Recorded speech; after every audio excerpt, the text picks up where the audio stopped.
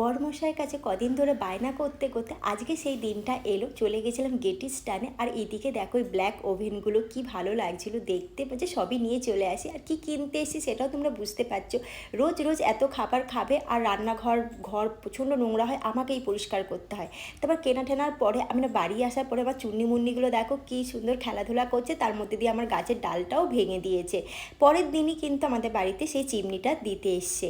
আর দিতে আসার পরে জানো তো একটা গিফটও আমাদেরকে দিয়েছে। আর গিফট কার না ভালো লাগে বলো, আমার তো খুব ভালো লাগছিলো। তারপরে বিকেলবেলা আমাদের বাড়িতে এসে গেছিলো চিমনি লাগাতে। আর এদিকে চিমনি টিমনি লাগানোর পর দেখো তো কেমন লাগছে, তোমরা কমেন্ট করে বলো কিন্তু। আর প্রথম প্রথম তো আমি বুঝতেই পারছিলাম না এটা কিভাবে চালু করব, কিভাবে অন করব।